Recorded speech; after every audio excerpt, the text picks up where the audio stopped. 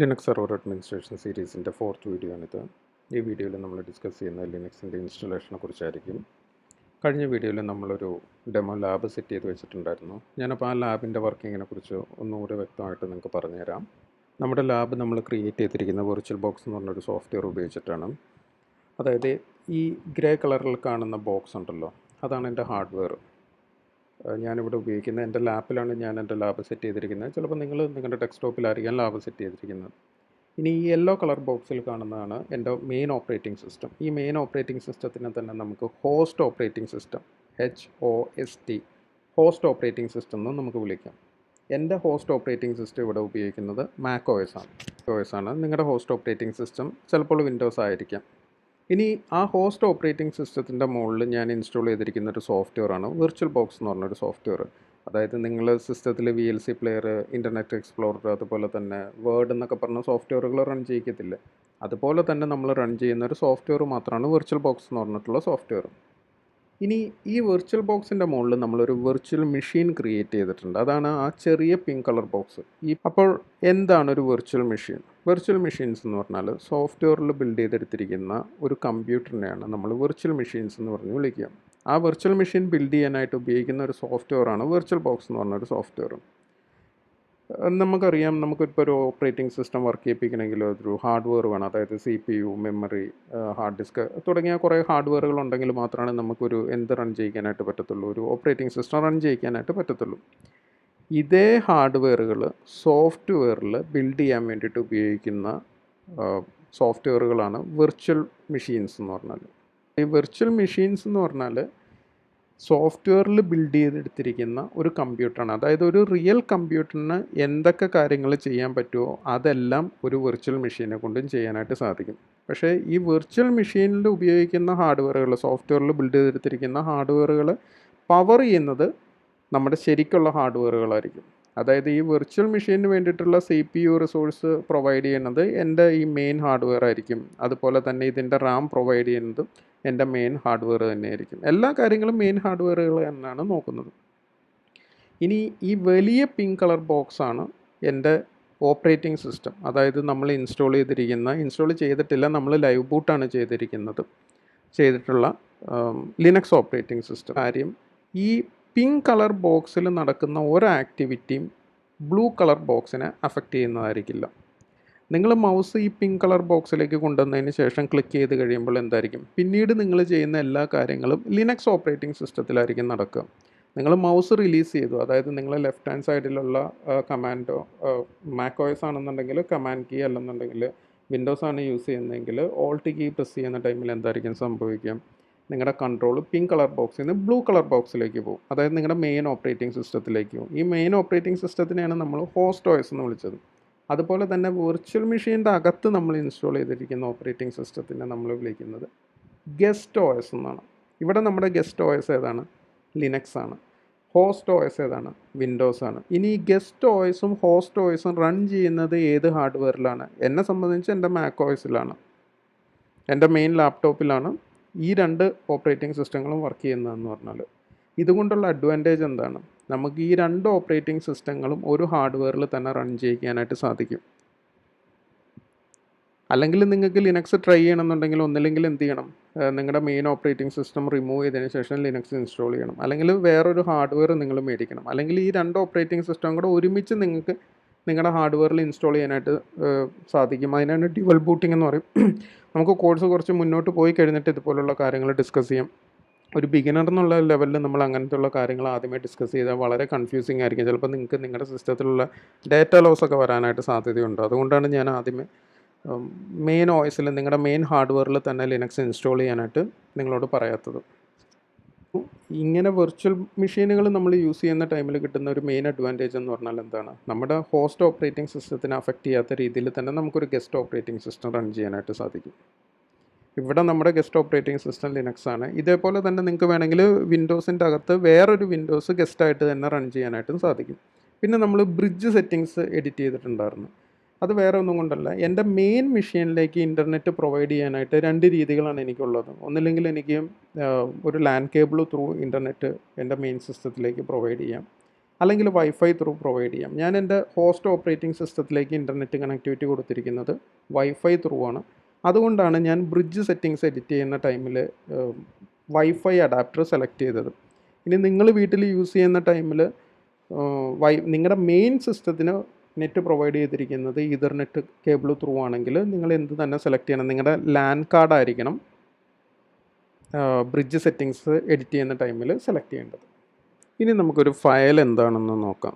നിങ്ങളെല്ലാവരും ഉപയോഗിച്ചിട്ടുള്ള കമ്പ്യൂട്ടറിലുള്ള ഒരു റിസോഴ്സാണ് ഫയൽ എന്ന് പറഞ്ഞാലും. ഫയൽ എന്ന് പറഞ്ഞാൽ നമ്മുടെ ഡിജിറ്റൽ ഡാറ്റകൾ കീപ്പ് ചെയ്യാനായിട്ട് ഉപയോഗിക്കുന്ന കണ്ടെയ്നറുകളെയാണ് നമ്മൾ ഫയൽസ് എന്ന് പറഞ്ഞ് വിളിക്കുക. അതായത് നിങ്ങളുടെ കയ്യിൽ കുറച്ച് ഡാറ്റയുണ്ട്, ആ ഡാറ്റ നിങ്ങൾക്ക് എന്ത് ചെയ്യണം, കമ്പ്യൂട്ടറിൽ സ്റ്റോർ ചെയ്യണം. കമ്പ്യൂട്ടറിൽ സ്റ്റോർ ചെയ്യുക എന്ന് പറഞ്ഞാൽ അൾട്ടിമേറ്റ്ലി ആ ഡാറ്റ എവിടെയായിരിക്കും എത്തിച്ചേരുക, ഹാർഡ് ഡിസ്കിലായിരിക്കും എത്തിച്ചേരുക എന്ന് പറഞ്ഞാൽ. അപ്പം ഈ ഡാറ്റയെ സ്റ്റോർ ചെയ്ത് വെക്കാൻ ഉപയോഗിക്കുന്ന കണ്ടെയ്നറുകളാണ്. അതായത് നിങ്ങൾ ഫയൽസിന് ഇതുപോലെ ബോക്സ് ആയിട്ട് കൺസിഡർ ചെയ്താലും മതി. ഇതുപോലുള്ള ബോക്സുകളാണ് എന്തെന്ന് പറഞ്ഞാൽ ഫയൽസ് എന്ന് പറഞ്ഞാൽ. അപ്പോൾ ഇപ്പം നിങ്ങൾ ഒരു ഫോണിൽ നിങ്ങൾ എന്ത് ചെയ്തു, ഒരു ഫോട്ടോ ക്യാപ്ചർ ചെയ്യുകയാണ്. ആ ഫോട്ടോ ക്യാപ്ചർ ചെയ്യുന്ന ടൈമിൽ എന്തായിരിക്കും, അവിടെ കുറേ ഡിജിറ്റൽ ഡാറ്റകൾ എന്ത് ചെയ്യും, ജനറേറ്റ് ചെയ്യും. ഈ ഫോൺ എന്ത് ചെയ്യും, ഒരു ഫയൽ എടുക്കും, ആ ഫയലിലേക്ക് ഈ ഡാറ്റേനെ എന്ത് ചെയ്യും എന്ന് പറഞ്ഞാൽ ഈ ഡിജിറ്റൽ ഡാറ്റേനെ കീപ്പ് ചെയ്യും. അതിനുശേഷം നിങ്ങൾക്ക് എന്ത് ചെയ്യാം, മറ്റുള്ള ആപ്ലിക്കേഷനുകൾ ഉപയോഗിച്ച് ഇമേജ് വ്യൂ ചെയ്യാനായിട്ടുള്ള ആപ്ലിക്കേഷനുകൾ ഉപയോഗിച്ചിട്ട് ഈ ഡാറ്റേനെ നിങ്ങൾക്ക് എന്ത് ചെയ്യാമെന്ന് പറഞ്ഞു കഴിഞ്ഞാൽ നിങ്ങൾക്ക് വ്യൂ ചെയ്യാനായിട്ട് സാധിക്കും എന്ന് പറഞ്ഞാൽ. അപ്പോൾ എന്ത് ഡാറ്റ നിങ്ങൾക്ക് ഒരു കമ്പ്യൂട്ടറിൽ സ്റ്റോർ ചെയ്യണമെന്നുണ്ടെങ്കിലും നിങ്ങൾക്ക് എന്ത് വേണം, ഇതുപോലുള്ള കണ്ടെയ്നറുകൾ വേണം. അതായത് നിങ്ങൾക്ക് ഫയൽസ് വേണം. ഇങ്ങനെയായിരിക്കും ഒരു ഫയലിനെ ഐഡൻറ്റിഫൈ ചെയ്യണത്. ഒരു ഫയലിനെ ഐഡൻറ്റിഫൈ ചെയ്യാനായിട്ട് നിങ്ങൾ ഓരോ പേരുകൾ ഇട്ട് കൊടുത്തിട്ടുണ്ടായിരിക്കും ഓരോ ഫയൽസിനും. ഇനി ലിനക്സിൻ്റെ ഒരു കാര്യം പറയുകയാണെങ്കിൽ, ലിനക്സിൽ നമ്മളൊരു ഫയൽ ക്രിയേറ്റ് ചെയ്യുന്ന ടൈമിൽ ആ ഫയലിൻ്റെ പേരുകളിൽ നിങ്ങൾക്ക് മാക്സിമം 255 ക്യാരക്ടറുകൾ വരെയാണ് ഉപയോഗിക്കാനായിട്ട് സാധിക്കത്തുള്ളൂ, ഇൻക്ലൂഡിങ് അതിൻ്റെ എക്സ്റ്റൻഷൻ ഉൾപ്പെടെ. അതായത് വിൻഡോസിലൊക്കെ നിങ്ങൾക്കറിയാം, നിങ്ങളൊരു ഫയൽ ക്രിയേറ്റ് ചെയ്തതിന് ശേഷം എന്തുണ്ടായിരിക്കും, ഒരു ഡോട്ട്, ഒരു 3 ലെറ്റർ എക്സ്റ്റൻഷനും കൂടെ ഉണ്ടായിരിക്കും എന്ന് പറഞ്ഞാൽ. ലിനക്സിൽ ആ എക്സ്റ്റൻഷൻ ഉൾപ്പെടെ നിങ്ങൾക്ക് എത്രയേ സാധിക്കത്തുള്ളൂ, 255 ക്യാരക്ടേഴ്സാണ് ഒരു ഫയലിൻ്റെ നെയിമായിട്ട് നിങ്ങൾക്ക് ഇട്ട് കൊടുക്കാനായിട്ട് സാധിക്കത്തുള്ളൂ. അതായത് ഇപ്പം നിങ്ങൾ പറയണം my file dot T X T, ഇതിൽ മൈ ഫയൽ എന്ന് പറയുന്ന ടൈമിൽ my file dot T X ടിയുടെ ക്യാരക്ടർ ലെങ്ത് എത്രയായിരിക്കും, ഒന്ന് മൈ ഫയൽ എന്ന് തന്നെ എഴുതാൻ വേണ്ടിയിട്ട് തന്നെ നിങ്ങൾക്ക് 6 ലെറ്റർ വേണ്ടി വരും. പിന്നെ ഡോട്ടിന് വേണ്ടിയിട്ട് 1 ലെറ്റർ, അപ്പോൾ 7 ലെറ്ററായി. ടി എക്സ് ടിക്ക് വേണ്ടിയിട്ട് എത്ര ലെറ്ററായി എന്ന് പറഞ്ഞാൽ 3 ലെറ്ററായി എന്ന് പറഞ്ഞാൽ, അപ്പോൾ ടോട്ടൽ 10 ലെറ്ററുകളായി. അതുപോലെ നിങ്ങൾക്ക് എത്ര ക്യാരക്ടറുകൾ വരെ പോകാനായിട്ട് സാധിക്കും എന്ന് പറഞ്ഞാൽ 255 ക്യാരക്ടറുകൾ വരെ പോകാനായിട്ട് സാധിക്കും. അതുപോലെ തന്നെ ലിനക്സിൽ നിങ്ങളൊരു ഫയൽ ക്രിയേറ്റ് ചെയ്യുന്ന ടൈമിൽ ആ ഫയലിന് എക്സ്റ്റൻഷൻ വേണമെന്നുള്ള കാര്യം നിർബന്ധമില്ല. അതായത് ഡോട്ട് ടി എക്സ് ടി അല്ലെങ്കിൽ ഡോട്ട് പി ഡി എഫ് എന്നൊന്നും കൊടുക്കണം എന്ന് നിർബന്ധമില്ല. അങ്ങനെ കൊടുക്കുകയാണെന്നുണ്ടെങ്കിൽ നിങ്ങൾക്ക് ഐഡൻറ്റിഫൈ ചെയ്യാനായിട്ട് വളരെ എളുപ്പമായിരിക്കും. അപ്പോൾ ഞാൻ ഒന്നുകൂടി പറയാം, ഒരു ഫയൽ എന്ന് പറഞ്ഞാൽ നിങ്ങളുടെ ഡിജിറ്റൽ ഡാറ്റകൾ, നിങ്ങളുടെ ഒറിജിനൽ ഡാറ്റ സ്റ്റോർ ചെയ്ത് വെക്കാൻ ഉപയോഗിക്കുന്ന കണ്ടെയ്നറുകളെയാണ് നമ്മൾ ഫയൽസ് എന്ന് വിളിക്കുക. ഫയൽസിന് നിങ്ങൾ ഇതുപോലെ ബോക്സ് ആയിട്ട് ഇമാജിൻ ചെയ്യാൻ, ഞാനിത് പഠിക്കാനൊരു എളുപ്പത്തിനാണ് ഞാൻ ഇതുപോലെ ബോക്സ് ആയിട്ട് ഇമാജിൻ ചെയ്യാനായിട്ട് പറഞ്ഞത്. ഇനി ഈ ഫയലുകൾ അൾട്ടിമേറ്റ്ലി എവിടെയായിരിക്കും നിങ്ങൾ സ്റ്റോർ ചെയ്ത് വെക്കുക എന്ന് പറഞ്ഞാൽ നിങ്ങളുടെ ഹാർഡ് ഡിസ്കിലായിരിക്കും സ്റ്റോർ ചെയ്ത് വെക്കുക. നിങ്ങൾ കേട്ടിട്ടുള്ള വേറൊരു ടേമാണ് ഡയറക്ടറി എന്ന് പറഞ്ഞിട്ടുള്ള ഒരു ടേം. അപ്പോൾ എന്താണ് ഒരു ഡയറക്ടറി? നിങ്ങൾ വിൻഡോസിലാണെങ്കിൽ ഫോൾഡേഴ്സ് എന്ന് വിളിക്കും, നമ്മൾ ലിനക്സിൽ ഫോൾഡേഴ്സ് എന്നല്ല വിളിക്കുക, ഡയറക്ടറീസ് എന്നാണ് വിളിക്കുക. അല്ലെങ്കിൽ ഈ ഡയറക്ടറീസ് അല്ലെങ്കിൽ ഫോൾഡേഴ്സ് യൂസ് ചെയ്യുന്നതെന്ന് പറഞ്ഞാൽ ഫയൽസിനെ ഓർഗനൈസ് ചെയ്ത് വെക്കാൻ വേണ്ടിയിട്ടാണ്, അല്ലെങ്കിൽ ഫയൽസിനെ നമുക്ക് ഗ്രൂപ്പ് ചെയ്യാൻ വേണ്ടിയിട്ട് ഉപയോഗിക്കുന്ന ഒരു റിസോഴ്സാണ് ആക്ച്വലി ഫോൾഡേഴ്സ് എന്ന് പറഞ്ഞാൽ. അതിൻ്റെ അകത്ത് നിങ്ങൾക്ക് ഡാറ്റ കീപ്പ് ചെയ്യാനായിട്ട് പറ്റില്ല. നിങ്ങളുടെ ഡാറ്റ നിങ്ങൾക്ക് എവിടെ മാത്രമേ കീപ്പ് ചെയ്യാനായിട്ട് സാധിക്കത്തുള്ളൂ, ഫയൽസിൻ്റെ അകത്ത് മാത്രമാണ് കീപ്പ് ചെയ്യാനായിട്ട് പറ്റത്തുള്ളൂ. ഇനി ഈ ഫയൽസിനെ നിങ്ങൾക്ക് ഓർഗനൈസ് ചെയ്ത് വെക്കാൻ വേണ്ടിയിട്ടാണ് എന്തുപയോഗിക്കുന്നത്, ഡയറക്ടറീസ് അല്ലെങ്കിൽ ഫോൾഡേഴ്സ് ഉപയോഗിക്കുക എന്ന് പറഞ്ഞാൽ. ഇപ്പോൾ നിങ്ങളുടെ കയ്യിൽ കുറേ ഡോക്യുമെൻറ്റ്സ് ഉണ്ട്, PDF ഡോക്യുമെൻറ്റും വേർഡ് ഡോക്യുമെൻറ്റും ഒക്കെ ഉണ്ട്, ടെക്സ്റ്റ് ഡോക്യുമെൻറ്റ്സ് ഒക്കെ ഉണ്ട്. നിങ്ങൾ എന്ത് ചെയ്യും, ഡോക്യുമെൻറ്റ്സ് എന്ന് പറഞ്ഞ ഒരു ഡയറക്ടറിയുടെ അകത്തായിരിക്കും ഈ ഫയൽസിനെ നിങ്ങൾ കീപ്പ് ചെയ്യണം. അപ്പം നിങ്ങൾക്കത് സെർച്ച് ചെയ്തെടുക്കാനും നിങ്ങൾക്കത് ഫൈൻഡ് ഔട്ട് ചെയ്യാനൊക്കെ എന്തായിരിക്കും, വളരെ എളുപ്പമായിരിക്കും എന്ന് പറഞ്ഞാൽ. അപ്പം ഫയൽസിൻ്റെ അകത്ത് നിങ്ങളുടെ ഒറിജിനൽ ഡാറ്റ നിങ്ങൾ കീപ്പ് ചെയ്യും. അപ്പോൾ ഈ ഫയൽസിൻ്റെ അകത്തുള്ള ഡാറ്റകൾ പലതരത്തിലുള്ള ഡാറ്റകളുണ്ട്. ഇപ്പോൾ ഒരു ഇമേജ് ആണെങ്കിൽ നിങ്ങൾ എന്ത് ഫയലായിരിക്കും ഉപയോഗിക്കുക എന്ന് പറഞ്ഞാൽ ഒരു JPEG ഫയലിൻ്റെ അകത്തായിരിക്കും നിങ്ങളുടെ ഡാറ്റ കീപ്പ് ചെയ്യുക. ഒരു ഓഡിയോ ആണെങ്കിൽ നിങ്ങളൊരു ഡിജിറ്റൽ ഡാറ്റ, നിങ്ങളുടെ ഓഡിയോ ഒരു ഡിജിറ്റൽ ഡാറ്റ എന്നുള്ള രീതിയിൽ വരുന്ന ടൈമിൽ ഏത് ഫയലായിരിക്കും നിങ്ങൾ ഉപയോഗിക്കുക, MP3 ഫയൽസ് ആയിരിക്കും ഉപയോഗിക്കുക. നിങ്ങളുടെ കയ്യിൽ കുറച്ച് ഡാറ്റ ഉണ്ട്, നിങ്ങൾ ആ ഡാറ്റ ഫയലിൽ കീപ്പ് ചെയ്യും. ആ ഫയലിനെ ഓർഗനൈസ് ചെയ്യാനായിട്ട് ഡയറക്ടറീസ് യൂസ് ചെയ്യും. ഇനി ഈ ഫയലും ഡയറക്ടറീസ് എല്ലാം നിങ്ങൾ ആക്ച്വലി സ്റ്റോർ ചെയ്ത് വെക്കുന്ന എവിടെയായിരിക്കും, ഫിസിക്കലി സ്റ്റോർ ചെയ്ത് വെക്കുന്നത് ഹാർഡ് ഡിസ്കിൻ്റെ അകത്തായിരിക്കും. ഒരു ഹാർഡ് ഡിസ്കിൻ്റെ ഔട്ടർ കവർ റിമൂവ് ചെയ്തിട്ടുള്ള ഒരു പിക്ചറാണിത്. നിങ്ങൾ ഹാർഡ് ഡിസ്കിൽ സ്റ്റോർ ചെയ്യുന്ന ഡേറ്റകൾ ആക്ച്വലി സ്റ്റോർ ആവുന്നത് ഈ ഡിസ്കിലായിരിക്കും. ഈ ഡിസ്കിനെ നമ്മൾ വിളിക്കുക പ്ലേറ്റർ എന്നാണ് വിളിക്കുക. ഇനി ഈ പ്ലേറ്ററിൽ കുറേ ഫിസിക്കൽ സ്ട്രക്ചേഴ്സ് ഉണ്ട്. ട്രാക്സ് എന്നും സെക്ടേഴ്സ് എന്നും പറഞ്ഞിട്ടുള്ള ഫിസിക്കൽ സ്ട്രക്ചേഴ്സ് ഉണ്ട്. അതായത് ഒരു പ്ലേറ്ററിനെ നിങ്ങൾക്ക് ഇതേപോലുള്ള ഒരു സ്ട്രക്ചറായിട്ട് ഇമാജിൻ ചെയ്യാം. ഇതിൽ ഈ റിങ്ങുകളെ നിങ്ങൾ വിളിക്കുന്നത് ട്രാക്സ് എന്നായിരിക്കും. അതുപോലെ തന്നെ ഒരു ട്രാക്സിൽ ചെറിയ ചെറിയ പാർട്ടുകൾ നിങ്ങൾ വിളിക്കുന്ന പേര് സെക്ടർ എന്നായിരിക്കും. ഇപ്പോൾ ഈ യെല്ലോ കളർ ട്രാക്ക് നിങ്ങൾ എടുത്തു കഴിഞ്ഞാൽ നിങ്ങൾക്ക് അറിയാൻ പറ്റും അതിൽ ധാരാളം സെക്ടേഴ്സ് ഉണ്ട്. ഇതൊരു സെക്ടറാണ്, ഇത് വേറൊരു സെക്ടറാണ്, ഇത് വേറൊരു സെക്ടറാണ്. ഓക്കെ, ഒരു സെക്ടറിൻ്റെ മിനിമം സൈസ് എന്ന് പറഞ്ഞാൽ 512 ബൈറ്റ്സ് ആയിരിക്കും ഒരു സെക്ടറിൻ്റെ മിനിമം സൈസ്. നിങ്ങളൊരു ഫയലൊക്കെ ക്രിയേറ്റ് ചെയ്യുന്ന ടൈമിൽ നിങ്ങൾ ജസ്റ്റ് ഒരു ഫയൽ ക്രിയേറ്റ് ചെയ്തു, സേവ് ചെയ്തു. ഈ സേവ് ചെയ്യുന്ന ടൈമിൽ എന്തായിരിക്കും സംഭവിക്കുക? ഇത് ഏതെങ്കിലും 100 കണക്കിന് 1000 കണക്കിന് സെക്ടേഴ്സിലേക്കായിരിക്കും. ഇപ്പോൾ നിങ്ങളിപ്പോൾ ഒരു 4 GB ഡാറ്റയൊക്കെ ഒരു വലിയ മൂവിയൊക്കെ കോപ്പി ചെയ്ത് വെക്കുമ്പോൾ എന്തായിരിക്കും അവിടെ സംഭവിക്കും? 1000 കണക്കിന് സെക്ടേഴ്സ് ആയിരിക്കും അതിന് വേണ്ടിയിട്ട് യൂസ് ചെയ്യേണ്ടി വരിക എന്ന് പറഞ്ഞാൽ. ഇനി നിങ്ങൾ വിൻഡോസൊക്കെ യൂസ് ചെയ്യുന്ന ആൾക്കാർ കണ്ടിട്ടുണ്ടായിരിക്കും C drive, D drive, E drive എന്നൊക്കെ പറഞ്ഞിട്ടുള്ള കുറേ ഡ്രൈവുകൾ നിങ്ങൾ കമ്പ്യൂട്ടറുകളിൽ കണ്ടിട്ടുണ്ടായിരിക്കും. ഈ ഡ്രൈവുകൾ ആക്ച്വലി എന്താണെന്ന് പറഞ്ഞാൽ നിങ്ങളുടെ സെക്ടേഴ്സിൻ്റെ അല്ലെങ്കിൽ നിങ്ങളുടെ ട്രാക്സിൻ്റെ ഒരു ഗ്രൂപ്പിംഗ് ആണ് ആക്ച്വലി ഒരു ഡ്രൈവ്സ് എന്ന് പറഞ്ഞാൽ. ഒരു C ഡ്രൈവ് എന്ന് പറഞ്ഞാൽ എന്തായിരിക്കും? അതിൻ്റെ അകത്ത് 100 കണക്കിന് ട്രാക്കുകളായിരിക്കും ഉണ്ടാവുന്നത്. ഇനി ആ ഓരോ ട്രാക്കിലും 100 കണക്കിന് സെക്ടേഴ്സ് ആയിരിക്കും ഉണ്ടാവുക. ഞാൻ പറഞ്ഞു നമ്മുടെ ഡേറ്റ നമ്മൾ കീപ്പ് ചെയ്യുന്നത് ഫയൽസിലാണ്. ഫയൽസിനെ ഓർഗനൈസ് ചെയ്യാനായിട്ട് നമ്മൾ ഫോൾഡേഴ്സ് യൂസ് ചെയ്യുന്നു അല്ലെങ്കിൽ ഡയറക്ടറീസ് യൂസ് ചെയ്യുന്നു. ഇനി ഈ ഡയറക്ടറീസ് നമ്മൾ എവിടെയായിരിക്കും സേവ് ചെയ്യുക? ഏതെങ്കിലും ഒരു പാർട്ടീഷനിലായിരിക്കും നമ്മൾ സേവ് ചെയ്യുക. ശരിയല്ല, നിങ്ങളൊന്നിലെ C ഡ്രൈവിൽ സേവ് ചെയ്യും. ഈ ഡ്രൈവ്, D ഡ്രൈവ് എന്ന് പറഞ്ഞാൽ ഏതെങ്കിലും ഡ്രൈവിലായിരിക്കും സേവ് ചെയ്യുക. ഇനി ഈ ഡ്രൈവുകളുടെ പുറകിൽ എന്തായിരിക്കും വർക്ക് ചെയ്യുക എന്ന് പറഞ്ഞു കഴിഞ്ഞാൽ, ഈ ഡ്രൈവ്സ് എന്ന് പറഞ്ഞാൽ എന്താണ് ആക്ച്വലി? അത് ട്രാക്സിൻ്റെ അല്ലെങ്കിൽ സെക്ടേഴ്സിൻ്റെ ഒരു ലോജിക്കൽ ഗ്രൂപ്പിങ്ങിനെയാണ് നിങ്ങൾ എന്തെന്ന് വിളിക്കുക? ഡ്രൈവ്സ് എന്ന് പറഞ്ഞിട്ട് വിളിക്കുക. ഈ ഡ്രൈവ്സിനെ തന്നെയാണ് നിങ്ങൾ വിൻഡോസിൽ നിങ്ങൾ C ഡ്രൈവ്, D ഡ്രൈവ് എന്ന് പറഞ്ഞ് വിളിക്കും.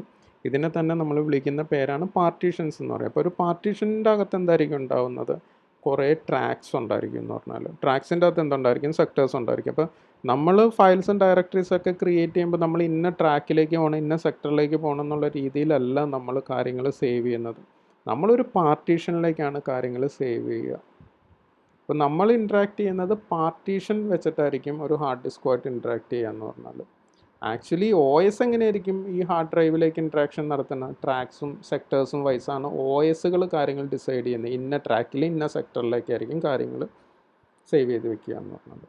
ഒരു ഹാർഡ് ഡിസ്കിനെ എപ്പോഴും ഐഡൻറ്റിഫൈ ചെയ്യാനായിട്ട് ഉപയോഗിക്കുന്ന ഒരു പേരാണ് SDA എന്ന് പറഞ്ഞൊരു വാക്ക് ഉപയോഗിച്ചിട്ടാണ് ലിനക്സ് ഒരു ഹാർഡ് ഡിസ്കിനെ ഐഡൻറ്റിഫൈ ചെയ്യത്തുള്ളൂ. ഇപ്പം നിങ്ങളുടെ സിസ്റ്റത്തിൽ നിങ്ങൾക്ക് 2 ഹാർഡ് ഡിസ്ക് ഉണ്ടെങ്കിൽ ആദ്യത്തെ ഹാർഡ് ഡിസ്കിനെ ലിനക്സ് SDA എന്ന് വിളിക്കും, രണ്ടാമത്തെ ഹാർഡ് ഡിസ്കിന് SDB എന്ന് പറഞ്ഞിട്ടായിരിക്കും വിളിക്കുക. അതുപോലെ തന്നെ പാർട്ടീഷനുകൾ ഐഡൻറ്റിഫൈ ചെയ്യുന്നത്, ഇപ്പോൾ വിൻഡോസിലാണെന്നുണ്ടെങ്കിൽ നിങ്ങൾ C drive, D drive, E drive എന്നൊക്കെ പറഞ്ഞ് വിളിക്കും. പക്ഷേ ലിനക്സിൻ്റെ ഒരു രീതി, ലിനക്സിൽ പാർട്ടീഷനുകളെ നമ്മൾ ഐഡൻറ്റിഫൈ ചെയ്യണത്, ഇപ്പോൾ SDA എന്ന് പറഞ്ഞ ഹാർഡ് ഡിസ്കിൽ 3 പാർട്ടീഷൻ ഉണ്ടെങ്കിൽ ആദ്യത്തെ പാർട്ടീഷന് SDA1, SDA2, SDA3. ഇനി SDB എന്ന് പറയുന്ന ഹാർഡ് ഡിസ്കിൽ 2 പാർട്ടീഷൻ ഉണ്ടെങ്കിൽ എന്തായിരിക്കും അതിനെ വിളിക്കുക? SDB1, SDB2. അങ്ങനെയായിരിക്കും പോകുകയെന്ന് പറഞ്ഞാൽ. അപ്പം നിങ്ങളുടെ സിസ്റ്റത്തിൽ നിങ്ങൾക്ക് ഒരു ഹാർഡ് ഡിസ്ക് മാത്രമാണ് ജനറലി കാണാൻ സാധ്യതയുള്ളൂ. അപ്പോൾ ലിനക്സ് എന്തായിരിക്കും ആ ഹാർഡ് ഡിസ്കിനെ വിളിക്കുന്ന പേര്? SDA എന്നായിരിക്കും. നിങ്ങൾ അതേ സിസ്റ്റത്തിലേക്ക് വേറെ ഒരു സ്റ്റോറേജ് ഡിവൈസ് പ്ലഗ് ചെയ്യണം, ഒരു എക്സ്റ്റേണൽ ഹാർഡ് ഡിസ്കോ അല്ലെങ്കിൽ ഒരു എക്സ്റ്റേണൽ പെൻ ഡ്രൈവോ, നിങ്ങളൊരു പെൻ ഡ്രൈവോ പ്ലഗ് ചെയ്യുന്ന ടൈമിൽ ലിനക്സ് എന്തായിരിക്കും അതിനെ വിളിക്കുക? SDB എന്നായിരിക്കും. കാരണം അതൊരു വേറെ ഒരു സ്റ്റോറേജ് ഡിവൈസുകളാണ്. ഏത് സ്റ്റോറേജ് ഡിവൈസ് ആണെങ്കിലും SD ചേർത്തിട്ടാണ് ലിനക്സ് അതിന് ഐഡൻറ്റിഫൈ ചെയ്യത്തുള്ളൂ. ആദ്യത്തെ സ്റ്റോറേജ് ഡിവൈസിനെ, പ്രൈമറി സ്റ്റോറേജ് ഡിവൈസിനെ SDA, പിന്നീട് വരുന്നകൾ SDB, SDC, SDDE എന്നുള്ള രീതിയിലായിരിക്കും ലിനക്സ് നെയിം ചെയ്ത് പോകുക എന്ന് പറഞ്ഞാൽ. അപ്പോൾ ഞാൻ ഒന്നുകൂടി പറയാം, നമ്മുടെ ഡിജിറ്റൽ ഡാറ്റ നമ്മൾ ഫയൽസിൽ സ്റ്റോർ ചെയ്യുന്നു. ഫയൽസിനെ ഓർഗനൈസ് ചെയ്യാനായിട്ട് നമ്മൾ ഫോൾഡേഴ്സ് യൂസ് ചെയ്യുന്നു. ഇനി ഫോൾഡേഴ്സും ഫയൽസെല്ലാം നമ്മൾ ക്രിയേറ്റ് ചെയ്യുന്ന എവിടെ ആയിരിക്കും? ഏതെങ്കിലും ഒരു പാർട്ടീഷനിലായിരിക്കും. ഓക്കെ, ഈ പാർട്ടീഷൻസ് എന്ന് പറഞ്ഞാൽ എന്ത് വെച്ചിട്ടായിരിക്കും ആക്ച്വലി ഉണ്ടാക്കിയ? പാർട്ടീഷൻസ് എന്ന് പറഞ്ഞാൽ ഒരു ലോജിക്കൽ ഗ്രൂപ്പിംഗ് ആണ്.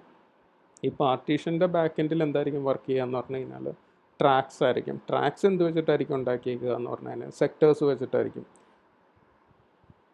ഇനി നമ്മളൊരു റെഗുലർ യൂസർ ഒരിക്കലും ട്രാക്സിനെ സെക്ടറിനെ ബേസ് ചെയ്തിട്ടൊന്നുമല്ല ഡാറ്റകൾ നമ്മൾ മാനേജ് ചെയ്യുന്നത്. നമ്മൾ ജസ്റ്റ് പാർട്ടീഷൻസിലേക്ക് വെക്കുന്നു, അല്ലെങ്കിൽ ഫയൽസിൻ്റെ അകത്ത് സ്റ്റോർ ചെയ്യുന്ന ഏതെങ്കിലും ഒരു പാർട്ടീഷനിലേക്ക് കൊണ്ടുവയ്ക്കുന്നു, കാര്യങ്ങൾ കഴിഞ്ഞു. അങ്ങനെയല്ലേ നിങ്ങൾ ചെയ്യത്തുള്ളൂ. നിങ്ങളിപ്പോൾ ഒരു മൂവി എടുത്തു, നിങ്ങൾ സി ഡ്രൈവിലേക്ക് ഡി ഡ്രൈവിലേക്ക് കോപ്പി ചെയ്തു, അത്രേ ഉള്ളൂ. അപ്പോൾ ഈ വിൻഡോസ് അല്ലെങ്കിൽ ലിനക്സ് എന്ന് പറഞ്ഞ ഓപ്പറേറ്റിംഗ് സിസ്റ്റം ആയിരിക്കും ഡിസൈഡ് ചെയ്യണത് ഇത് ഏത് സെക്ടറിലേക്ക് പോകണം, ഏത് ട്രാക്കിലേക്ക് പോകണം, ഏത് ട്രാക്കിലെ ഏതൊക്കെ സെക്ടേഴ്സിലേക്ക് ഇത് പോകണം എന്നുള്ള കാര്യങ്ങൾ ഡിസൈഡ് ചെയ്യുക. അതൊക്കെ ഒ എസിൻ്റെ കാര്യങ്ങളാണ്. ഇനി ബേസിക്കലി എന്താണ് ഒരു ഇൻസ്റ്റലേഷൻ? ഒരു ഇൻസ്റ്റലേഷൻ എന്ന് പറഞ്ഞാൽ നിങ്ങളൊരു ഒ എസ് ഒരു കമ്പ്യൂട്ടറിലേക്ക് ഇൻസ്റ്റാൾ ചെയ്യുക എന്ന് പറഞ്ഞാൽ എന്തായിരിക്കും സംഭവിക്കുക? ആദ്യമേ നിങ്ങൾക്ക് ആ ഒരു ഒ എസിൻ്റെ ഒരു ഇൻസ്റ്റലേഷൻ മീഡിയ ഉണ്ടായിരിക്കും. അതായത് ആ ഒ എസിൻ്റെ ഫയൽസ് കണ്ടെയ്ൻ ചെയ്യുന്ന ഒരു സി ഡിയോ അല്ലെങ്കിൽ പെൻ ഡ്രൈവോ നിങ്ങളുടെ കയ്യിൽ വേണം. അതാണ് ഇൻസ്റ്റലേഷൻ മീഡിയ എന്ന് പറഞ്ഞത്. ഇനി നിങ്ങൾ ഇൻസ്റ്റാൾ ചെയ്യുന്ന ടൈമിൽ എന്തായിരിക്കും സംഭവിക്കുക? ഈ ഒ എസിൻ്റെ കണ്ടൻറ്റുകൾ കംപ്ലീറ്റ് നിങ്ങൾ ഹാർഡ് ഡിസ്കിൽ ഏതെങ്കിലും ഒരു പാർട്ടീഷനിലേക്ക് കോപ്പി ചെയ്തിടുന്നു. നിങ്ങൾ ഒരു കമ്പ്യൂട്ടറിൽ വിൻഡോസ് ഇൻസ്റ്റാൾ ചെയ്യണം, എന്തായിരിക്കും സംഭവിക്കുക? വിൻഡോസിൻ്റെ ഒരു ഇൻസ്റ്റലേഷൻ മീഡിയ ഉണ്ടായിരിക്കും. ആ ഇൻസ്റ്റലേഷൻ മീഡിയയുടെ അകത്തുള്ള കണ്ടൻറ്റുകൾ നിങ്ങൾ സി ഡ്രൈവ് എന്ന് പറഞ്ഞിട്ടുള്ള ഒരു പാർട്ടീഷനിലേക്ക് കോപ്പി ചെയ്തിടുന്നു. ബേസിക്കലി നടക്കുന്ന കാര്യം അത്രമാത്രമേ ഉള്ളൂ അവിടെ. അപ്പം ഈ സി ഡ്രൈവ് നിങ്ങൾ ഓപ്പൺ ചെയ്ത് കഴിഞ്ഞാൽ നിങ്ങൾക്ക് ഈ വിൻഡോസിൻ്റെ ഫുൾ കണ്ടൻറ്റുകൾ, അതായത് ആ ഒ എസിൻ്റെ ഫുൾ കണ്ടൻറ്റുകൾ കാണാനായിട്ട് സാധിക്കും. സി ഡ്രൈവ് ഓപ്പൺ ചെയ്ത് കഴിഞ്ഞാൽ നിങ്ങൾക്ക് കുറേ ഫോൾഡേഴ്സ് കാണാനായിട്ട്, ഇപ്പോൾ നിങ്ങൾ വിൻഡോസ് ആണ് യൂസ് ചെയ്യുന്നതെങ്കിൽ സി ഡ്രൈവ് ഒന്ന് ഓപ്പൺ ചെയ്ത് നോക്കിയാൽ നിങ്ങൾക്ക് അറിയാനായിട്ട് സാധിക്കും. സി ഡ്രൈവ് ഓപ്പൺ ചെയ്താൽ ധാരാളം ഫോൾഡേഴ്സ് കാണാനായിട്ട് സാധിക്കും. ഈ ഓരോ ഫോൾഡേഴ്സിൻ്റെ അകത്താണ് ഓർഗനൈസ് ചെയ്ത് ഈ ഒ എസിൻ്റെ കണ്ടൻറ്റുകൾ ഇട്ടിരിക്കുന്നത്. ഇനി നിങ്ങൾ ലിനക്സ് ആണ് ഒരു കമ്പ്യൂട്ടറിലേക്ക് ഇൻസ്റ്റാൾ ചെയ്യുന്നതെങ്കിൽ എന്തായിരിക്കും സംഭവിക്കുക? വിൻഡോസ് സി ഡ്രൈവിലേക്കായിരിക്കും ഇൻസ്റ്റാൾ ചെയ്യുക. ലിനക്സ് എന്തായിരിക്കും? ഞാൻ പറഞ്ഞു ഹാർഡ് ഡിസ്കുകൾ നെയിം ചെയ്യുന്ന രീതി SDA എന്നൊക്കെ ആയിരിക്കും. ലിനക്സിൻ്റെ കണ്ടൻറ്റ് ഈ ഹാർഡ് ഡിസ്കിൽ ഏതെങ്കിലും ഒരു പാർട്ടീഷനിലേക്ക് നിങ്ങൾ എന്ത് ചെയ്തിടുന്നു? കോപ്പി ചെയ്തിടുന്നു. നമ്മൾ ചിലപ്പോൾ ആ കണ്ടൻറ്റുകൾ കോപ്പി ചെയ്തിടുന്നത് SDA1 എന്ന് പറഞ്ഞൊരു പാർട്ടീഷനിലേക്ക് അല്ലെങ്കിൽ SDA2 എന്ന് പറഞ്ഞൊരു പാർട്ടീഷനിലേക്കായിരിക്കും. കാരണം നമുക്കിവിടെ സി ഡ്രൈവ് ഡി ഡ്രൈവ് എന്ന് പറഞ്ഞിട്ടുള്ള ഒരു നെയിമിംഗ് രീതി ഇല്ല നമുക്കിവിടെ. SDA1 SDA2 എന്നുള്ള രീതികൾ മാത്രമേ ഉള്ളൂ. Windows C drive, Linux hard ഡിസ്കിൽ ഏതെങ്കിലും ഒരു പാർട്ടീഷനിലേക്കായിരിക്കും കോപ്പി ചെയ്തിടുക എന്ന് പറഞ്ഞാൽ. ISO ഫയൽ എന്താണെന്ന് നോക്കാം. കഴിഞ്ഞ വീഡിയോയിൽ നമ്മൾ ഒ എസിൻ്റെ ഒരു CD ഡൗൺലോഡ് ചെയ്തിട്ടുണ്ടായിരുന്നു. ഒ എസിൻ്റെ ഒരു കണ്ടൻറ്റ് ഡൗൺലോഡ് ചെയ്തിട്ടുണ്ടായിരുന്നു. ആ ഫയലിൻ്റെ എക്സ്റ്റൻഷൻ നിങ്ങൾക്ക് ശ്രദ്ധിച്ചാൽ അറിയാനായിട്ട് സാധിക്കും. അത് .ISO എക്സ്റ്റൻഷൻ ഉള്ള ഒരു ഫയലാണ്. അല്ലെങ്കിൽ .img എന്നായിരിക്കും ആ ഇമേജിൻ്റെ എക്സ്റ്റൻഷൻ വരിക. ഇമേജ് ഫയൽ അല്ലെങ്കിൽ ISO ഫയൽ എന്ന് പറയും. ഈ ISO ഫയൽ എന്ന് പറഞ്ഞാൽ വേറെ ഒന്നുമല്ല. നിങ്ങൾക്കറിയാം ഒരു CD അല്ലെങ്കിൽ ഒരു DVD എന്ന് പറഞ്ഞാൽ അത് ഫിസിക്കലി എക്സിസ്റ്റ് ചെയ്യുന്നൊരു സാധനമാണ്. ഈ CDയുടെ അല്ലെങ്കിൽ DVDയുടെ സോഫ്റ്റ് കോപ്പീനെ നിങ്ങൾ വിളിക്കുന്ന പേരാണ് ISO ഫയൽ എന്ന് പറഞ്ഞാൽ. അതായത് നിങ്ങൾക്കൊരു CDയോ അല്ലെങ്കിൽ DVDനെ, ഇപ്പോൾ നിങ്ങളോട് ഒരാൾ പറയുകയാണ് ഒരു CDനെ നിങ്ങൾക്ക് ഗൂഗിൾ ഡ്രൈവിലേക്ക് അപ്ലോഡ് ചെയ്യാനായിട്ട് സാധിക്കുമെന്ന് ചോദിച്ചു. തീർച്ചയായിട്ടും പറ്റില്ല. കാരണം എന്താ? CD എന്ന് പറഞ്ഞാൽ ഫിസിക്കലി നിങ്ങൾക്ക് കൈ കൊണ്ട് നടക്കാൻ പറ്റുന്ന ഒരു സാധനമാണ്. അതിനെ നിങ്ങൾക്ക് ഗൂഗിൾ ഡ്രൈവ് എന്ന് പറഞ്ഞൊരു സംവിധാനത്തിലേക്ക് അപ്ലോഡ് ചെയ്ത് വെക്കാനായിട്ട് പറ്റില്ല. പക്ഷേ ഈ CDയുടെ എക്സാക്റ്റ് ഇമേജ് നിങ്ങൾക്ക് എന്ത് ചെയ്യാനായിട്ട് സാധിക്കും എന്ന് പറഞ്ഞു കഴിഞ്ഞാൽ ക്രിയേറ്റ് ചെയ്യാനായിട്ട് സാധിക്കും. അതായത് നിങ്ങളുടെ കയ്യിൽ ഇപ്പോൾ ഒരു ഫോട്ടോ ഉണ്ട്, ആ ഫോട്ടോനെ നിങ്ങൾക്ക് സ്കാൻ ചെയ്ത് കമ്പ്യൂട്ടറിലേക്ക് ലോഡ് ചെയ്യാനായിട്ട് സാധിക്കില്ലേ? അതുപോലെ നിങ്ങൾക്ക് CDനെയും എന്ത് ചെയ്യാനായിട്ട് സാധിക്കും എന്ന് പറഞ്ഞാൽ CDയുടെ എൻ്റയർ ഡാറ്റ സ്കാൻ ചെയ്ത് കമ്പ്യൂട്ടറിൽ സേവ് ചെയ്ത് വെക്കാനായിട്ട് സാധിക്കും. അങ്ങനെ നമ്മൾ സേവ് ചെയ്ത് വെച്ചിരിക്കുന്ന ഫയൽസിനെ നമ്മൾ വിളിക്കുന്ന പേരാണ് ISO ഫയൽസ് എന്ന് പറഞ്ഞാൽ. നമ്മൾ എന്തിനാണ് ISO ഫയൽ ഡൗൺലോഡ് ചെയ്തത്? ഈ ISO ഫയൽസിൻ്റെ ഒരു പ്രത്യേകത, നമുക്കൊരു ISO ഫയലിൻ്റെ കണ്ടൻറ്റ് കൊണ്ട് നമുക്ക് വീണ്ടും ഒരു ഫിസിക്കൽ DVD ക്രിയേറ്റ് ചെയ്യാനായിട്ട് സാധിക്കും. ഇപ്പോൾ എൻ്റെ കയ്യിലൊരു ബ്ലാങ്ക് DVD ഉണ്ടെങ്കിൽ ഈ ISO ഫയലിൻ്റെ കണ്ടൻറ്റ് എനിക്ക് ആ DVDയിലേക്ക് കോപ്പി ചെയ്ത് വെക്കാനായിട്ട് സാധിക്കും. അതുപോലെ തന്നെ എനിക്കൊരു പെൻ ഡ്രൈവുകളിലേക്കും കോപ്പി ചെയ്ത് വെക്കാനായിട്ട് സാധിക്കും. ഇനി നമ്മൾ കഴിഞ്ഞ ക്ലാസ്സിൽ ക്രിയേറ്റ് ചെയ്ത് വെച്ചിരിക്കുക, അല്ലെങ്കിൽ നമ്മുടെ ലാബ് സെറ്റപ്പ് എന്ന് പറഞ്ഞാൽ എന്താണ്? ഒരു വെർച്വൽ ലാബ് സെറ്റപ്പാണ് നമ്മൾ ക്രിയേറ്റ് ചെയ്ത് വെച്ചിരിക്കുന്നത്. നമ്മുടെ വെർച്വൽ മെഷീൻ എന്ന് പറഞ്ഞാൽ ഞാൻ കുറച്ച് നേരം മുമ്പേ എക്സ്പ്ലെയിൻ ചെയ്തു. അത് സോഫ്റ്റ്വെയറിൽ ബിൽഡ് ചെയ്തെടുത്തിരിക്കുന്ന കമ്പ്യൂട്ടറുകളാണ്. അപ്പോൾ ആ സോഫ്റ്റ്വെയറിൽ ബിൽഡ് ചെയ്തെടുത്തിരിക്കുന്ന കമ്പ്യൂട്ടറിൽ ഒരു CD ഡ്രൈവ് ഉണ്ട്. പക്ഷേ ആ CD ഡ്രൈവ് എൻ്റെ ആക്ച്വൽ ലാപ്ടോപ്പിന് CD ഡ്രൈവ് ഇല്ല. പക്ഷേ ആ വെർച്വൽ മെഷീൻ ഒരു CD ഡ്രൈവ് ഉണ്ട്. ആ വെർച്വൽ മെഷീൻ്റെ CD ഡ്രൈവ് എന്ന് പറഞ്ഞാൽ ഫിസിക്കലി എക്സിസ്റ്റ് ചെയ്യുന്ന ഒരു CD ഡ്രൈവ് അല്ല അത്. അപ്പോൾ അതിലേക്ക് നമുക്ക് ഇട്ട് കൊടുക്കാവുന്ന CDയും ഫിസിക്കലായിട്ടുള്ളൊരു CD നമുക്ക് അതിലേക്ക് ഇട്ട് കൊടുക്കാനായിട്ട് സാധിക്കത്തില്ല. CDയുടെ ഇമേജുകൾ മാത്രമാണ് നമുക്ക് ലോഡ് ചെയ്യാനായിട്ട് സാധിക്കത്തുള്ളൂ. ഇന്നത്തെ കാലത്ത് എല്ലാ ഓപ്പറേറ്റിംഗ് സിസ്റ്റങ്ങളും നിങ്ങൾ ഡൗൺലോഡ് ചെയ്യുന്നത് ISO ഫയൽസ് ആയിട്ടായിരിക്കും. അതിനുശേഷം നിങ്ങൾ എന്ത് ചെയ്യും? ഈ ISO ഫയലിനെ ഒരു DVDയിലേക്കോ അല്ലെങ്കിൽ ഒരു പെൻ ഡ്രൈവിലേക്കോ നിങ്ങൾ റൈറ്റ് ചെയ്യും. റൈറ്റ് ചെയ്തതിന് ശേഷം ആ പെൻ ഡ്രൈവ് ഇൻസ്റ്റലേഷൻ മീഡിയ ആക്കി നിങ്ങൾ യൂസ് ചെയ്യും. ആ പെൻ ഡ്രൈവ് ഉപയോഗിച്ചിട്ടായിരിക്കും നിങ്ങൾ ഹാർഡ്വെയറിലേക്ക് നിങ്ങളുടെ കമ്പ്യൂട്ടറിലേക്ക് ഈ OSനെ എന്ത് ചെയ്യത്തുള്ളൂ, ലോഡ് ചെയ്യത്തുള്ളൂ. നമുക്കിവിടെ കമ്പ്യൂട്ടറിലേക്ക് OSനെ ലോഡ് ചെയ്യേണ്ട കാര്യമില്ല. കാരണം നമ്മളിവിടെ എൻ്റെ ലാപ്ടോപ്പിലല്ല ഞാൻ ഡയറക്റ്റായിട്ടല്ല ഈ OSനെ റൺ ചെയ്യിപ്പിക്കുന്നത്. എന്തിലാണ്? വെർച്വൽ മെഷീൻ്റെ അകത്താണ് OSനെ റൺ ചെയ്യിപ്പിക്കുന്നത്. അതുകൊണ്ട് എനിക്ക് ആ ISO ഫയൽ ഡയറക്റ്റായിട്ട് തന്നെ യൂസ് ചെയ്യാനായിട്ട് സാധിക്കും. ഞാൻ വരുന്ന ക്ലാസ്സുകളിലും ഒരു CD-ന്ന് എങ്ങനെയാണ് ഒരു ISO ഫയൽ നമ്മൾ ക്രിയേറ്റ് ചെയ്യുന്നതെന്നുള്ള കാര്യങ്ങളെല്ലാം കാണിച്ചു തരാം നിങ്ങൾക്ക്. അപ്പോൾ കുറേ കൂടി കാര്യങ്ങൾ എന്താവും വ്യക്തമായിട്ട് തന്നെ നിങ്ങൾക്ക് മനസ്സിലാക്കാനായിട്ട് സാധിക്കും. ഇനി ക്ലാസ്സിൽ എൻ്റെ വെർച്വൽ മെഷീൻ ഞാൻ സ്റ്റോപ്പ് ചെയ്ത് വെച്ചിട്ടുണ്ടായിരുന്നു. ഞാനതിനെ വീണ്ടും സ്റ്റാർട്ട് ചെയ്യാണ്. അത് ഓട്ടോമാറ്റിക്കായിട്ട് ബൂട്ടിങ് സ്റ്റാർട്ട് ചെയ്യുക. നമ്മളൊന്നും ചെയ്യേണ്ട. വെർച്വൽ മെഷീൻ്റെ ഇൻ്റർഫേസിൽ നമ്മൾ ക്ലിക്ക് ചെയ്യേണ്ട കാര്യങ്ങളൊന്നുമില്ല. നമ്മുടെ മൗസ് അതിലേക്ക് കൊണ്ടുപോകേണ്ട കാര്യങ്ങളുമില്ല.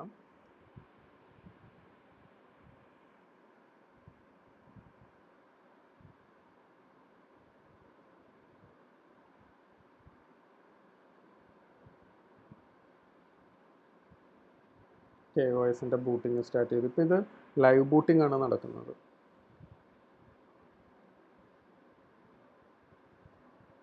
നമ്മുടെ OS ഇപ്പോൾ ഫുള്ളി അപ്പായിട്ടുണ്ട്. എൻ്റെ മൗസ് ഞാൻ ഈ വെർച്വൽ മെഷീൻ്റെ അകത്തേക്ക് കൊണ്ടുവന്നു.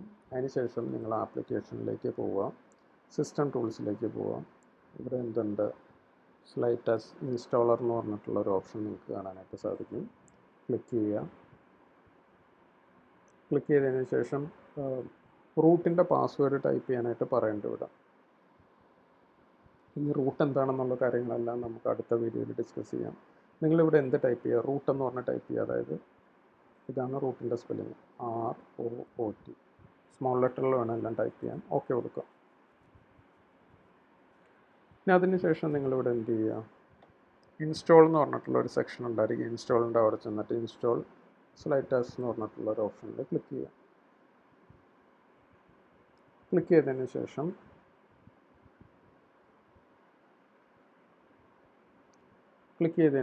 നിങ്ങൾ എന്ത് ചെയ്യുക? എക്സിക്യൂട്ട് Gparted എന്ന് പറഞ്ഞിട്ടുള്ളൊരു ബട്ടൺ ഇവിടെ കാണാനായിട്ട് സാധിക്കും. ഇതിൽ നിങ്ങൾ ക്ലിക്ക് ചെയ്യുക. ഇതിപ്പോൾ നമ്മൾ 1 GB ഉള്ളൊരു ഹാർഡ് ഡിസ്ക് ക്രിയേറ്റ് ചെയ്യാനായിരുന്നു വെർച്വൽ മെഷീൻ ക്രിയേറ്റ് ചെയ്ത ടൈമിൽ നമ്മൾ പറഞ്ഞിട്ടുണ്ടായിരുന്നു. ഇത് നമ്മുടെ ഹാർഡ് ഡിസ്ക് ആണ്. ഈ ഹാർഡ് ഡിസ്കിൽ നമ്മൾ എന്ത് ചെയ്യണം എന്ന് പറഞ്ഞാൽ ഒരു പാർട്ടീഷൻ ക്രിയേറ്റ് ചെയ്യണം. ഈ ഡിസ്കിൻ്റെ മാനേജ്മെൻറ്റൊക്കെ പിന്നീട് ഞാൻ കാണിച്ചു തരാം നിങ്ങൾക്ക് എങ്ങനെയാണ് ഹാർഡ് ഡിസ്കുകൾ മാനേജ് ചെയ്യുന്നത് എന്നുള്ളതൊക്കെ. ഹാർഡ് ഡിസ്കിൽ നിങ്ങളിവിടെ ഒന്ന് സെലക്ട് ചെയ്യുക. സെലക്ട് ചെയ്തതിന് ശേഷം നിങ്ങൾ ആദ്യം എന്ത് ചെയ്യുക എന്ന് പറഞ്ഞു കഴിഞ്ഞാൽ ഡിവൈസിൽ പോവുക. അതിനുശേഷം ക്രിയേറ്റ് പാർട്ടീഷൻ ടേബിൾ എന്ന് പറഞ്ഞൊരു ഓപ്ഷൻ ഉണ്ടായിരിക്കും. അത് ക്ലിക്ക് ചെയ്യുക. MS-DOS എന്ന് പറഞ്ഞിട്ടുള്ളൊരു ഓപ്ഷനായിരിക്കും ഇവിടെ സെലക്ട് ആയിട്ടുണ്ടാവുക. അതങ്ങനെ തന്നെ നിർത്തിക്കൊണ്ട് നിങ്ങൾ അപ്ലൈ കൊടുക്കുക. ഓക്കെ. അതിനുശേഷം നിങ്ങൾ വീണ്ടും ഈ ബോക്സ് ഒന്ന് സെലക്ട് ചെയ്യുക. പാർട്ടീഷനിൽ സെലക്ട് ചെയ്യുക. ന്യൂ സെലക്ട് ചെയ്യുക.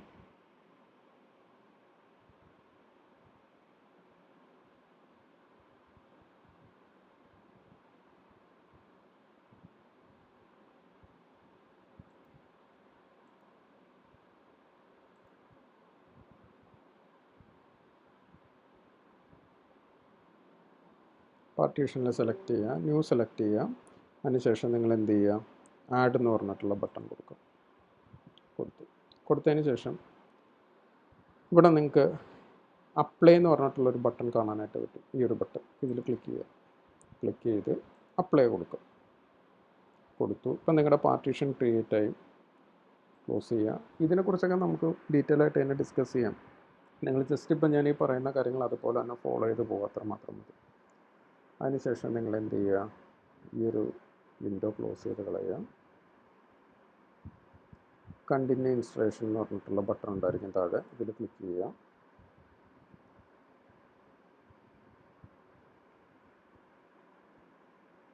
അതിൽ നിങ്ങൾ സെലക്ട് സോഴ്സ് മീഡിയ എന്ന് പറഞ്ഞിട്ടുള്ളൊരു ഓപ്ഷൻ ഉണ്ടായിരിക്കും. അത് ലൈവ് CD തന്നെയാണ്. അതങ്ങനെ തന്നെ നിങ്ങൾ സെലക്ട് ചെയ്ത് വെച്ചേക്കുക. സെലക്ട് ഡെസ്റ്റിനേഷൻ എന്ന് പറഞ്ഞൊരു ഓപ്ഷൻ ഉണ്ടായിരിക്കും. ഇവിടെ വന്നിട്ട് നിങ്ങളുടെ പാർട്ടീഷൻ സെലക്ട് ചെയ്തെടുക്കുക. SDA1 ഒരു പാർട്ടീഷനേ ഉള്ളൂ നമ്മുടെ ഹാർഡ് ഡിസ്കിൽ. ഹാർഡ് ഡിസ്കിന് SDA എന്നാണ് വിളിക്കുന്നത്. ഫസ്റ്റ് പാർട്ടീഷനെ SDA1 എന്നാണ് വിളിക്കുന്നത്. കൊടുത്തു. അതിനുശേഷം നമ്മൾ വേറെ കൊടുക്കേണ്ട ഒരു കാര്യം,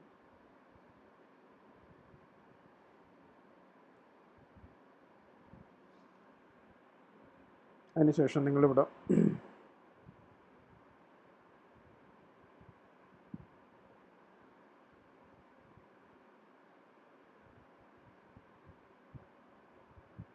ഓക്കെ. അതിനുശേഷം ഇവിടെ യൂസർ എന്ന് പറഞ്ഞൊരു സെക്ഷൻ ഉണ്ടായിരിക്കും. ഈ യൂസർ എന്ന് പറഞ്ഞ സെക്ഷനിൽ നിങ്ങൾ നിങ്ങളുടെ പേര് കൊടുക്കുക. ഞാനിവിടെ കൊടുക്കുന്ന പേര് ഫുജി എന്നാണ്. അതുപോലെ തന്നെ പാസ്വേഡ്, നിങ്ങൾക്ക് ഇഷ്ടമുള്ളൊരു പാസ്വേഡ് ഇവിടെ കൊടുക്കുക. കൊടുത്തു.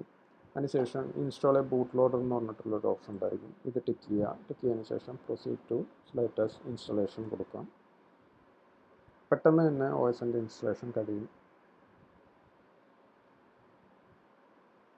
കുറച്ച് ടൈം നിങ്ങൾ വെയിറ്റ് ചെയ്യണം.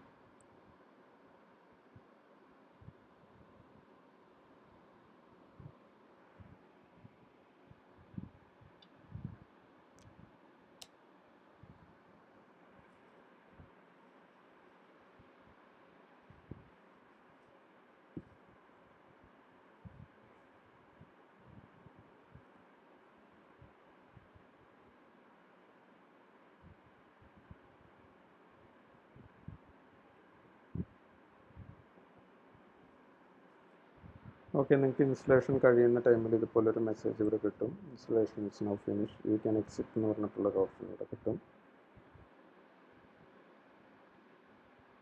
ഇവിടെ ഒരു ഓപ്ഷൻ ഉണ്ടായിരിക്കും, എന്താണ് യു ക്യാൻ ഇവിടെ ഒരു ഓപ്ഷൻ ഉണ്ടായിരിക്കും, യു ക്യാൻ നൗ റീസ്റ്റാർട്ട് എന്ന് പറഞ്ഞിട്ടൊരു ഓപ്ഷൻ ഉണ്ടായിരിക്കും. ഇതിൽ ക്ലിക്ക് ചെയ്യാം. നിങ്ങളുടെ OS റീസ്റ്റാർട്ടായിട്ട് വരും. ഞാൻ ഈ റീസ്റ്റാർട്ട് ചെയ്യുന്ന ടൈമിൽ ഇവിടെ എന്ത് ചെയ്യുകയാണ്, ഞാൻ ഈ വെർച്വൽ മെഷീൻ ഒന്ന് സ്റ്റോപ്പ് ചെയ്യുകയാണ്. പവർ ഓഫ് കൊടുത്തു. പവർ ഓഫ് ചെയ്യണോ സേവ് ചെയ്യണോ എന്നുള്ളൊരു കാര്യം ചോദിച്ചു. സേവ് ആണ് കൊടുക്കുന്നതെങ്കിൽ ഇപ്പം നിങ്ങളുടെ വെർച്വൽ മെഷീൻ്റെ സ്റ്റേറ്റ് എന്താണോ അത് അതുപോലെ തന്നെ സേവ് ആവും. ഞാനിപ്പോൾ ഇവിടെ പവർ ഓഫ് ആണ് കൊടുക്കുന്നത്. പവർ ഓഫ് കൊടുത്തു, ഓക്കെ കൊടുത്തു. എൻ്റെ വെർച്വൽ മെഷീൻ ഞാൻ ഓഫ് ചെയ്ത് കളഞ്ഞിട്ട് അതിൻ്റെ സെറ്റിങ്സിൽ ക്ലിക്ക് ചെയ്തു. സ്റ്റോറേജിലേക്ക് പോയി. ഇവിടെ ഒരു ISO ഫയലിൻ്റെ കാര്യങ്ങളുണ്ടായിരിക്കാം. അതിൽ ഞാൻ എന്ത് ചെയ്തു, റൈറ്റ് ക്ലിക്ക് ചെയ്തതിന് ശേഷം റിമൂവ് അറ്റാച്ച്മെൻറ്റ് കൊടുത്തു, റിമൂവ് കൊടുത്തു. ഓക്കെ കൊടുത്തു. അതിനുശേഷം വീണ്ടും ഞാൻ വന്നിട്ട് സ്റ്റാർട്ട് ചെയ്യണം. അതായത് ഞാൻ എൻ്റെ വെർച്വൽ മെഷീൻ്റെ അകത്ത് നേരത്തെ ഇട്ടിരിക്കുന്ന ആ CD ഞാൻ എന്ത് ചെയ്ത് കളഞ്ഞു, റിമൂവ് ചെയ്ത് കളഞ്ഞു. അപ്പോൾ നമ്മുടെ ഇൻസ്റ്റാൾഡ് ആയിട്ടുള്ള OS ആയിരിക്കും ബൂട്ടായിട്ട് വരിക എന്ന് പറഞ്ഞാൽ. അല്ലെങ്കിൽ എന്ത് സംഭവിക്കും എന്ന് പറഞ്ഞാൽ വീണ്ടും ആ OSൻ്റെ ആ CD നിന്നായിരിക്കും വീണ്ടും ബൂട്ടിങ് സ്റ്റാർട്ട് ചെയ്യുക എന്ന് പറഞ്ഞാൽ. അപ്പോൾ CD ഒക്കെ നമ്മൾ റിമൂവ് ചെയ്ത് കളഞ്ഞു.